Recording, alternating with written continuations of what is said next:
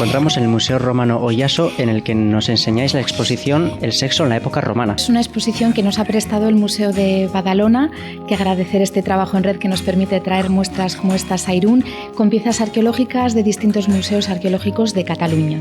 Por un lado tenemos una serie de imágenes reproducidas en las paredes que tienen que ver con frescos de contenido erótico o con cualquier escena relacionada con el sexo. Van además acompañados, aparte de por unos textos explicativos, por textos originales de autores latinos que hablaban de estas cuestiones. Y luego tenemos una serie de objetos arqueológicos que también enseñan objetos eróticos o relacionados con temas mitológicos que trataban el amor, el sexo, el erotismo y la seducción y que nos ayudan a contextualizar lo que las imágenes y los textos nos cuentan. Hoy en día el sexo es un tema un poco tabú, pero ¿en aquella época lo era o era totalmente diferente? Es verdad que vivían todo lo que era el erotismo, creo que con muchísima más naturalidad que nosotros. Incluso hoy en día, que parece que somos muy modernos, pero como tú decías, todavía es una cuestión en la que hay muchos tabúes. Pero tampoco tenemos que irnos al extremo de esa imagen que nos ha transmitido Hollywood de bacanales, orgías y todo tipo de libertinaje en torno al mundo romano. Sí que es cierto que para algunas cosas lo vivían con mucha más tranquilidad y naturalidad, pero siempre dentro de una normativa que tenía que ver con las clases sociales bastante estricta. Por ponerte un ejemplo, la homosexualidad masculina estaba perfectamente permitida y se vivía con algo totalmente normal, pero siempre con los roles perfectamente repartidos. Era el hombre mayor, perteneciente a una clase social alta, el que jugaba el rol activo, y el rol pasivo solamente lo podían jugar los esclavos. O, así como la homosexualidad masculina estaba perfectamente admitida, la homosexualidad femenina era un auténtico tabú.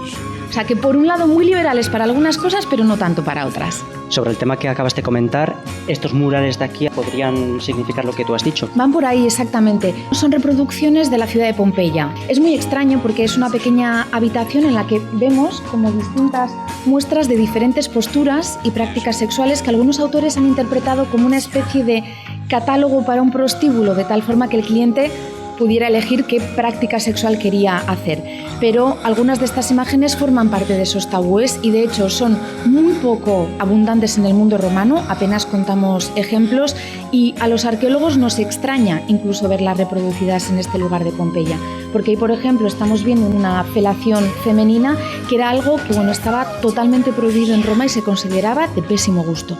Podemos ver aquí unos collares que a priori parecen un poco relacionados con el sexo. No es lo que parece. Tú te imaginas que saliéramos hoy en día a la calle con estos colgantes con falos, ¿no? Lo que decíamos antes de comparar, los mirarían raro, ¿verdad? Y podríamos pensar que tienen que ver, como comentabas en la pregunta, con una escena o un elemento sexual puro y duro. Pero en realidad estos colgantes con los falos no eran más que amuletos.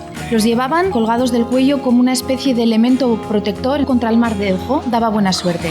En la misma Pompeya, en algunos puntos de la ciudad, en los cruces de caminos o en el pavimento, aparecen también falos tallados en la piedra. Volvían a tener exactamente la misma función que estos colgantes, como elemento protector para alejar el mal de ojo.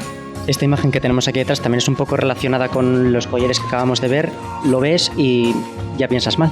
Sí, es que llama la atención, ¿verdad?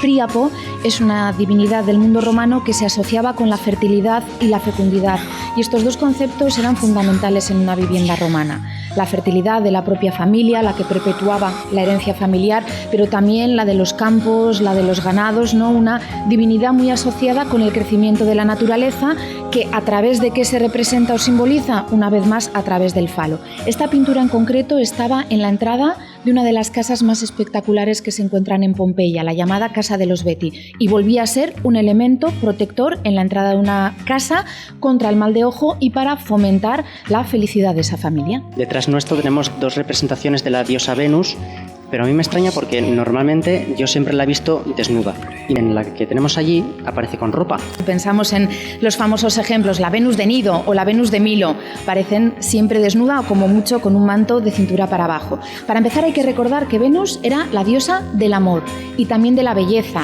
Fue elegida en el juicio de París como la más bella de todas las diosas y como diosa de la belleza es uno de los escasísimos personajes femeninos de la mitología que podemos ver representados desnudos. Pero entonces, como me consultabas, ¿y a qué se puede deber esta diferencia? Bueno, para empezar aquí vemos a Venus con su amante, en las dos ocasiones es el mismo personaje, que es Marte, el dios de la guerra. Y digo amante porque en realidad Venus estaba casada con Vulcano, el dios de la fragua, el dios de los metales. La más bella de todas las diosas tenía como esposo al pobre Vulcano, que decían que era viejo, cojo, contrahecho, y en vez de conformarse con él, bueno, son famosas las infidelidades de esta divinidad y el haberse convertido en amante de Marte.